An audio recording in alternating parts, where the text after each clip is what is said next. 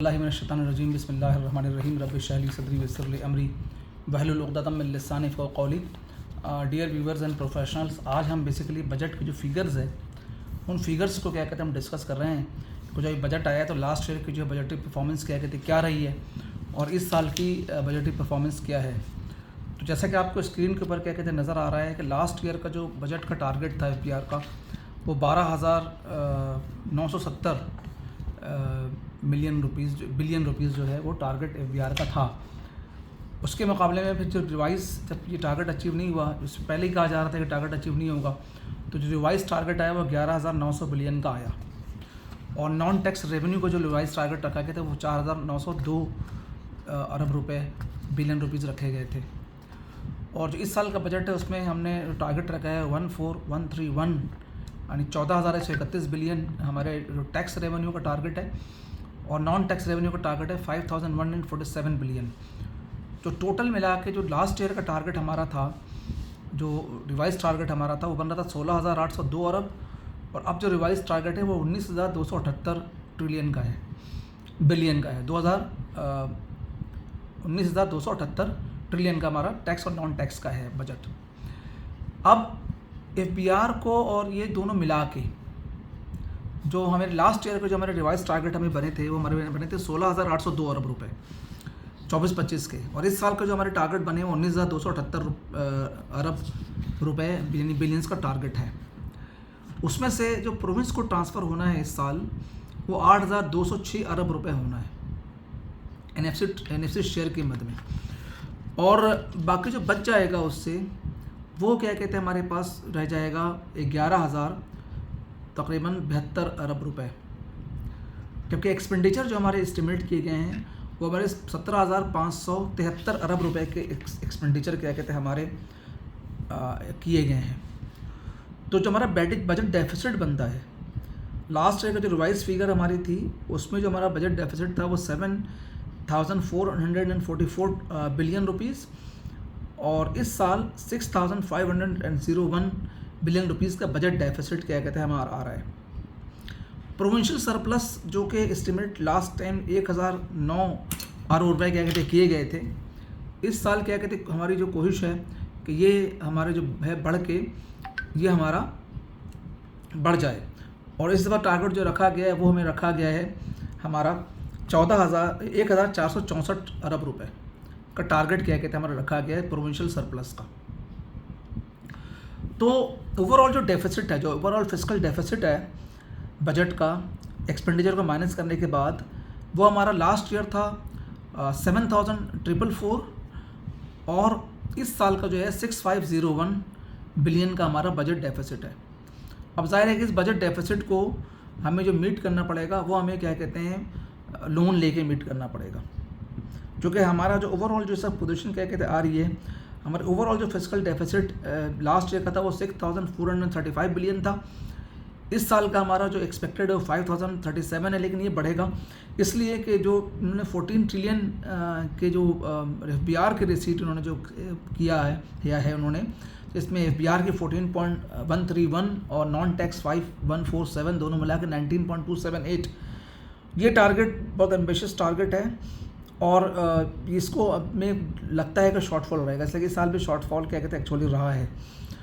तो हमारे पास जो 17,573 बिलियन का जो एक्सपेंडिचर है इसको मीट करने के लिए हमारे पास जो है एक्चुअल रिसोर्सेज शायद कम हो, और डेफिसिट ओवरऑल डेफिसिट हमारा यहाँ पे इस वक्त जो GDP का जो उन्होंने कैलकुलेट किया है ओवरऑल फिस्कल डेफिसिट वो -3.9 है, लेकिन एक्चुअली ये बढ़ सकता है, इसलिए कि लास्ट ईयर भी ये -5.6% रहा है और इम्कान ये है कि ये भी जो है 4.8 से 5 के दरमियान क्या कहते रहेगा। प्राइमरी सरप्लस हमारा 3,170 है, प्राइमरी सरप्लस जो है GDP के परसेंटेज 2.5% है, और जो हमारा नॉमिनल GDP है वो नॉमिनल GDP क्या कहते हमारी है 129,567, ये हमारी नॉमिनल GDP है। अब मैं चाहता हूँ कि क्या कहते हैं मैं इसको कुछ इसकी फर्दर क्या कहते हैं एनालिसिस करूँ आपके सामने, चूँकि बजट की सारी फिगर्स क्या कहते हैं आपके सामने, रेवेन्यू की फिगर भी आपके सामने है कि 19,278 और आपके सामने फिस्कल डेफिसिट जो बजट का जो डेफिसिट है उसकी फिगर भी क्या कहते हैं आपके सामने मौजूद है।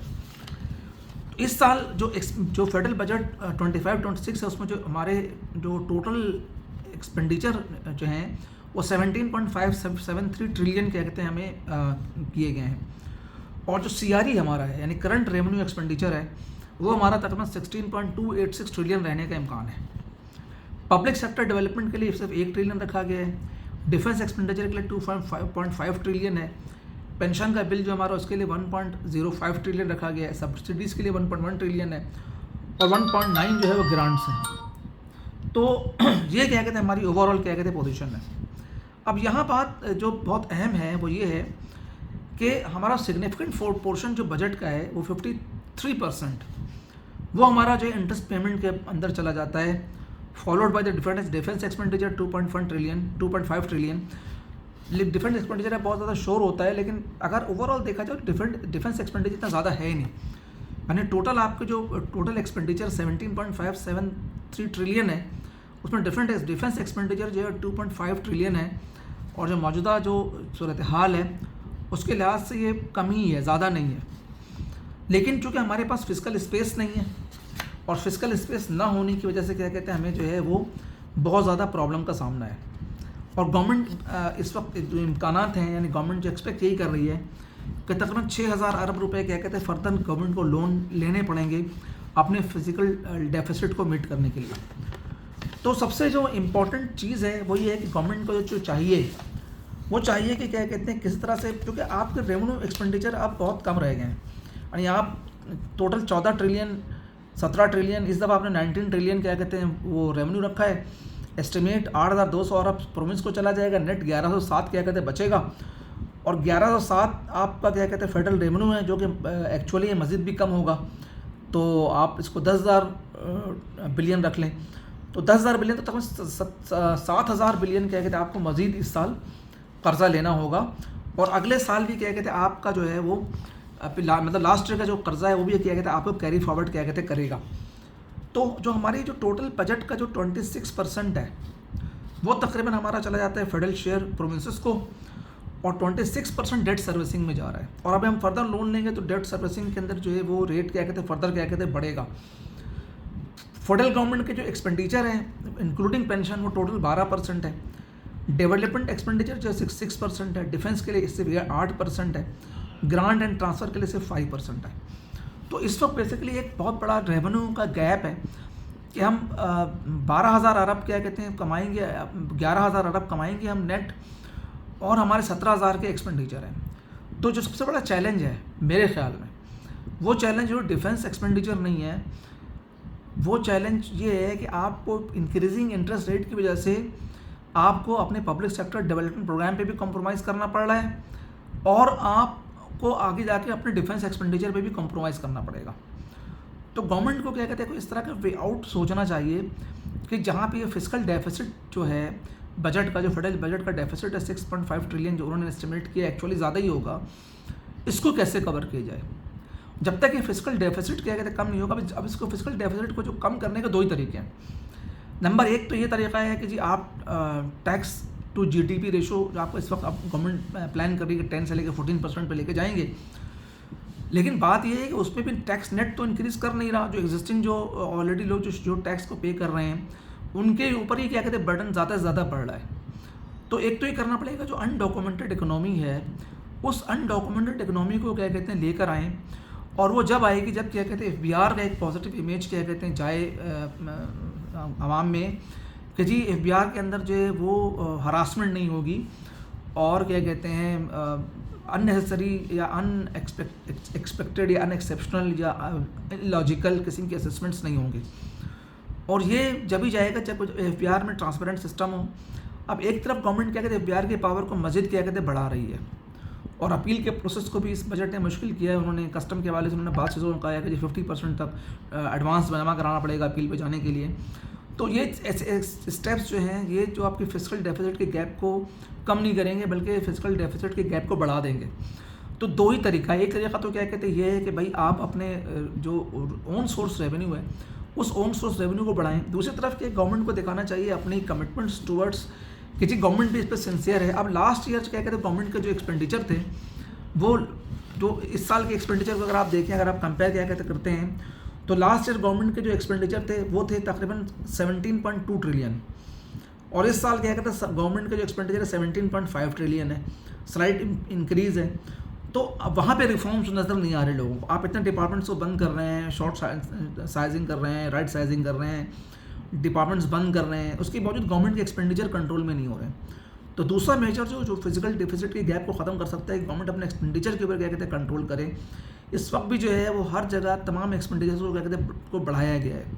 एक जस्टिफाइड सिस्टम लाने की ज़रूरत है, जिसके अंदर जो है वो चाहे जजेस हों, चाहे कोई भी हो, सबके क्या कहते हैं जो पोस्ट पेंशन्स बेनिफिट्स हैं या पोस्ट रिटायरमेंट बेनिफिट्स हैं, उनको रेशनलाइज क्या कहते हैं करना चाहिए, ताकि वहाँ से थोड़ा सा क्या कहते हैं फिजिकल गैप क्या कहते हैं क्रिएट हो। क्योंकि देखिए पाकिस्तान रहेगा तो क्या कहते हैं हम सब हैं, अगर क्या कहते हैं इस तरह से हम खा जाएंगे तो फिर क्या कहते हैं बहुत कंट्री की सर्वाइवल मुश्किल है। तो डिफेंस एक्सपेंडिचर भी अगर देखा जाए मौजूदा हालात के तहत कम है, लेकिन अब जाहिर है कि इसको नहीं बढ़ाया जाता, इसलिए फिजिकल स्पेस नहीं है। हमारा जो पड़ोसी मुल्क है भारत, हमारे मुकाबले में नहीं तक हज़ारों गुना ज़्यादा उसके डिफेंस एक्सपेंडिचर है, और हमें जो सोवरेनिटी, हमारे कंपनी की सोवरेनिटी की जो थ्रेट है, तो जाहिर है कि हमें भी ज़रूरत है कि हम अपने जो है पाक फौजी इक्विपमेंट्स को सबको अपग्रेडेड क्या कहते करें। लेकिन इसके बावजूद डिफेंस एक्सपेंडिचर में बहुत ज़्यादा इजाफा क्या कहते नहीं किया गया, उसको क्या कहते कम हद तक क्या कहते रखा गया है। तो उससे ऐसा लगता है कि फ़ौज भी जो है वो आवाम के साथ साथ क्या कहते हैं उसने अपने एक्सपेंडिचर्स को कंट्रोल क्या कहते कर रही है, और क्या कहते हैं अपना रोल क्या कहते प्ले कर रही है पाकिस्तान की इकोनॉमी को इम्प्रूव करने में। लेकिन हमें जो बहुत बड़ा ख़तरा है कि बढ़ता हुआ इंटरेस्ट जो है इंटरेस्ट एक्सपेंस है हमारा, जो हम हर साल लोन लेते हैं, लास्ट ईयर भी हमने लोन लिया था, इस साल हम मज़ीद 6,000 रुपये का लोन लेंगे। अब चाहे आप फ़ॉरेन लोन लें, चाहे आप डोमेस्टिक लोन लें, इंटरेस्ट तो क्या कहते हैं आपको पे करना है, तो अगले साल फिजिकल स्पेस और ज़्यादा क्या कहते हैं टाइटन हो जाएगा। तो इसमें मेरी 3 रिकमेंडेशन। नंबर 1 कि जी क्या कहते हैं गवर्नमेंट जो टैक्सेशन को इस तरह से करना चाहिए कि वो इंसेंटिवाइज करे, इंसेंटिवाइज स्मॉल स्केल इंडस्ट्री को करे, और क्या कहते हैं उसको टैक्स रिलीफ दे, ताकि क्या कहते हैं इंडस्ट्री बेस क्या कहते हैं कंट्री के अंदर बढ़े, अनएम्प्लॉयमेंट ख़त्म हो, लोगों की जो बाइंग पावर कम होगी, बाइंग पावर क्या कहते हैं बढ़े, और क्या कहते हैं फिर क्या कहते हैं वो इकोनॉमिक एक्टिविटी क्या जनरेट हो। जब इकोनॉमिक एक्टिविटी जनरेट होगी तो उसको फिर स्मॉल स्केल इंडस्ट्री और ultimate large scale manufacturing industry के ऊपर भी इसका इम्पैक्ट क्या कहते आएगा, और वो एक्सपेंड क्या कहते करेगी। इस साल हमारी लार्ज स्केल मैन्युफैक्चरिंग जो है वो नेगेटिव ग्रोथ रही है, इसको क्या कहते हैं प्लस में लाने की ज़रूरत है। स्मॉल सर्विसेज सेक्टर के अंदर अच्छा ग्रोथ आया है, लेकिन जो सर्विसेज सेक्टर के अंदर अगर प्रॉपर इकदाम नहीं लिए गए तो ये ग्रोथ क्या कहते रुक जाएगी। दूसरा ये कि जो बाहर के बैंकों में जो पैसे पड़े हुए हैं पाकिस्तानियों को, जो गैर कानूनी पैसे हैं, गवर्नमेंट को उसको एफर्ट करना चाहिए कि उसको लेकर आए। अगर वो क्या कहते हैं पैसे क्या कहते हैं पाकिस्तान के अंदर आ जाते हैं, तो वो सबसे एक आसान तरीका होगा कि उसमें हम फौरी तौर पर क्या कहते हैं अपने ना सिर्फ IMF के लोन को उतार सकते हैं, बल्कि क्या कहते हैं हमें फिजिकल जो हमें सांस लेने का मौका मिल जाएगा। और एक दफ़ा अगर हमारा ब्रेक इवन आ गया between the revenue and expenditure, तो फिर क्या कहते हैं ऊपर की जानिब जाना शुरू हो जाएंगे। इस बजट के अंदर क्या कहते हैं बहुत सारे मेजर्स ऐसे हैं जिसके वजह से क्या कहते हैं प्राइवेट सेक्टर को क्या कहते हैं कुछ खदशात हैं, तो गवर्नमेंट को जिन खदशात को दूर करे, सैलरीड क्लास को क्या कहते हैं फर्दर रिलीफ क्या कहते हैं मिलना चाहिए था, और उसके स्लैब को क्या कहते हैं नहीं बढ़ाया गया, उसके स्लैब को क्या कहते हैं बढ़ाना चाहिए, और जो अपना इन्हिसार जो रेवेन्यू कलेक्शन पे उन जगहों पे करना चाहिए जो लोग अभी क्या कहते हैं अपना रेवेन्यू कलेक्शन के अंदर अपने रोल को प्ले नहीं कर रहे हैं। तो मैं एक अब समरी पेश करता हूँ, समरी पेश करने के बाद क्या कहते हैं मैं जो है वो अपने इस को ख़त्म करता हूँ बजट की ब्रीफिंग को, कि हमारा जो रिसीट है, रिसीट में जो हमारी जो रेवेन्यू है उसमें 21% कंट्रीब्यूशन इनकम टैक्स का है, सेल्स टैक्स का कंट्रीब्यूशन जो है 15% है, कस्टम ड्यूटी का हमारा 5% है, फेडरल एक्साइज ड्यूटी का हमारा 3% है, और जो हम बोरोइंग करते हैं रिसीट में वो 39% क्या कहते हैं हम अपने बोरोइंग कर रहे हुए हैं इस वक्त हम, और नॉन टैक्स रेवेन्यू जो हमारा 17% हमारा है। फॉरेन डेट जो है वो तकरीबन हमारा बोरोइंग में अगर हम देखें कि क्या कंपैरिजन है, तो बोरिंग में फॉरेन ग्रांट्स तक और डेट और ग्रांट तक 46% है, और डोमेस्टिक में नॉन बैंक से 26% और डोमेस्टिक डेट बैंक से 16% है। यानी अगर हम अलग अलग करके देखें तो फॉरेन से ओवरऑल हमारा 46% है कंट्रीब्यूशन डेट का, बोरोइंग का, और डोमेस्टिक से हमारा 42% है। सरप्लस फ्रॉम द प्रोविंस जो 12% है। अगर हम एक्सपेंडिचर की बात करें तो प्रोविंशियल शेयर जो है हमारा फेडरल टैक्सेस के अंदर जो है वो 26% है, डेट सर्विसिंग हमारी 26% है, फॉरेन रोल रीपेमेंट में हमारा 17% जा रहा है, federal government expenses including pension 12% है, डेवलपमेंट एक्सपेंडिचर हमारे सिर्फ 6% है, और क्या कहते हैं हमारी जो है वो डिफेंस अफेयर हमारे 8% है, और ग्रांट ट्रांसफर 5% है। तो ये क्या कहते हैं ओवरऑल क्या कहते हैं हमारी बजट की क्या कहते हैं पोजीशन है। और इस हमें गवर्नमेंट को हमें चाहिए कि क्या कहते हैं बेसिकली कि जो काम जो करने की ज़रूरत है कि देखिए रेवेन्यू तो एक हद तक क्या कहते हैं आप कलेक्ट कर सकते हैं, रेवेन्यू आपको मिल रहा है। आप 19,000 का जो आपने टारगेट रखा 19,000 अरब का, 14,000 अरब आपने क्या कहते रखा है FBR का टारगेट और नॉन टैक्स का 5 ट्रिलियन। तो आपने जो टारगेट क्या कहते रखा है तो इसमें तो यही रहेगा, इससे थोड़ा कम होगा रिसीव। लेकिन एक्सपेंडिचर हमारी दूसरी साइड पे क्या कहते हैं बहुत ज़्यादा है।